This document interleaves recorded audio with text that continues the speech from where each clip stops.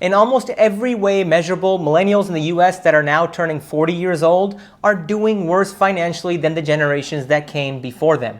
Fewer millennials own homes than their parents did at their age, they have more debt, especially student debt, and simply put, they just aren't as wealthy. The oldest US millennials who were born in 1981 turned 40 this year, and the majority of them grew up in the 1990s, which was the second longest period of expansion in US history.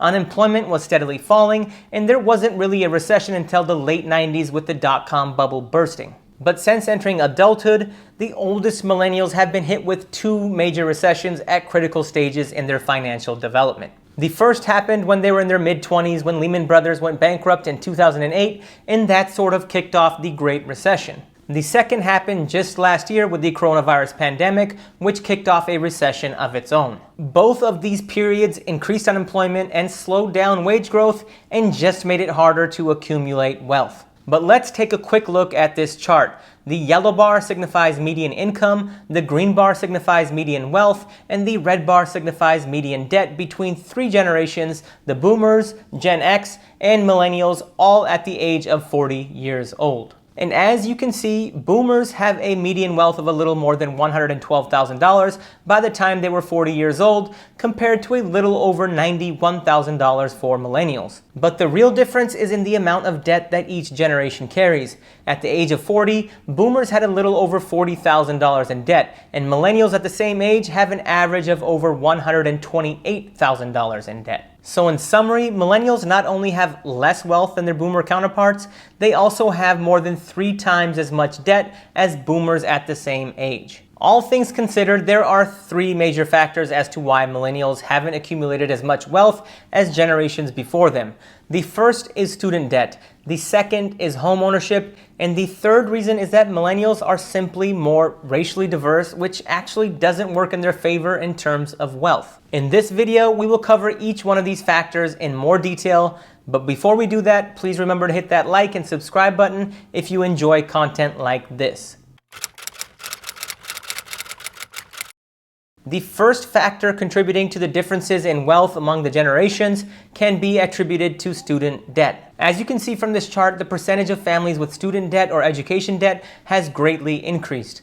Only 10.91% of boomer families had education debt compared to 53.3% of millennial families. Not only do more millennials borrow money to pay for college than previous generations, the loans are also much bigger as the cost of higher education continually increases. Millennials who started college in 1999 paid an average of $15,604 per year for undergraduate tuition, fees, and room and board.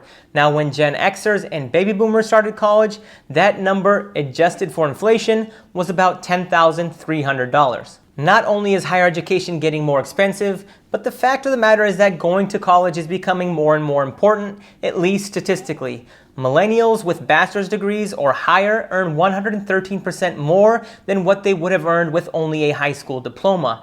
Compare that to college-educated baby boomers who only made 57% more than their peers with high school degrees. This is one of the evolutions of the labor market. Education has become a greater predictor of success than it has ever been before.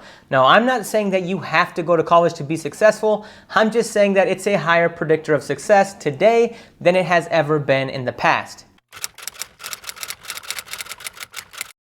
The second factor contributing to the wealth gap between millennials and boomers is home ownership. After the housing crash of 2008, many economists and analysts around the world predicted that millennials would avoid buying homes when compared to their older counterparts. The truth is that millennials have bought homes at a higher rate than many expected, but their home ownership rates are still lower than previous generations at the same point in their lives. At age 40, 66% of baby boomers owned a home compared to 61% of millennials. As many of you know, homeownership is the basic way that most American families have built their wealth over the past several generations.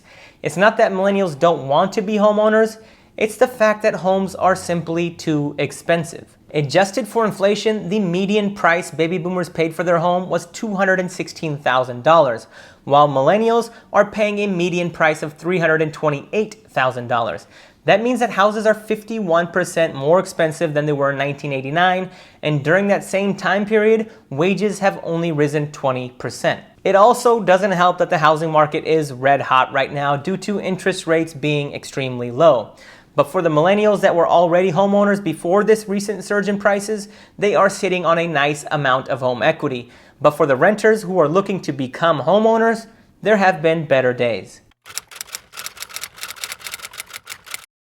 The third contributing factor that millennials have less money than previous generations is simply due to the fact that we are more racially diverse. I mean, just look at my situation. My parents came here in 1987 as immigrants with little to nothing in their pockets.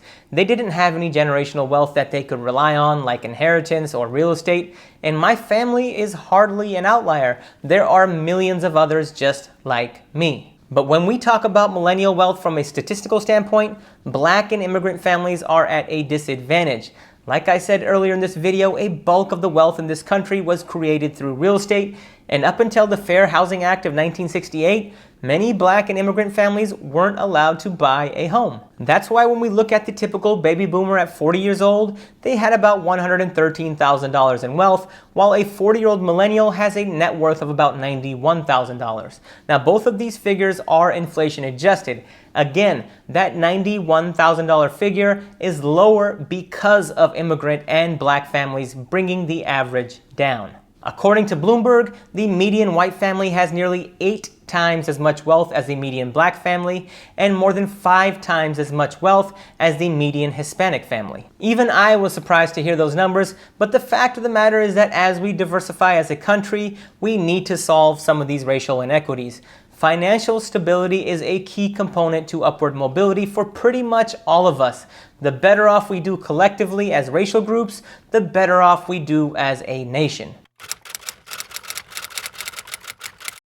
So can millennials catch up to their boomer counterparts?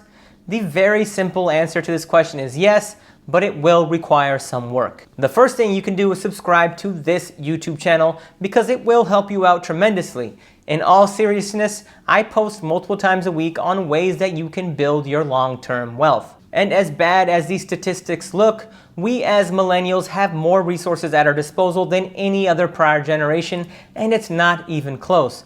Our parents and our grandparents didn't have YouTube channels and books and magazines and the internet that they could use as a resource to build wealth.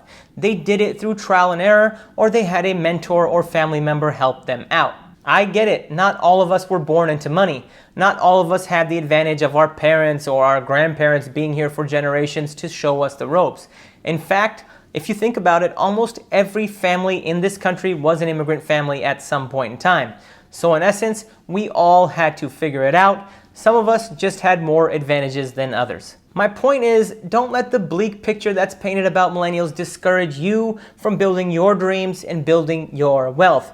If our parents and our grandparents had the type of tools that we have at our disposal, you can bet your bottom dollar that they would take full advantage of it. So my advice to all of the millennials watching this video is to take advantage of the available resources and create a plan. Figure out how you want to invest. Figure out how you want to save your money. There are so many easy and cheap ways to invest these days through index funds, ETFs, robo-advisors, etc. There really isn't an excuse not to be invested in the markets. And let's not forget about controlling your expenses, especially spending money on stupid things like credit card debt, or overpaying on everyday household items, or overpaying for things like a car, which eventually depreciates in value. It's never too late to start. The hardest part of investing and saving your money is getting started. With that, I hope you guys enjoyed this video. I hope you were entertained, but more importantly, I hope you learned something and maybe you were inspired to take more control of your future.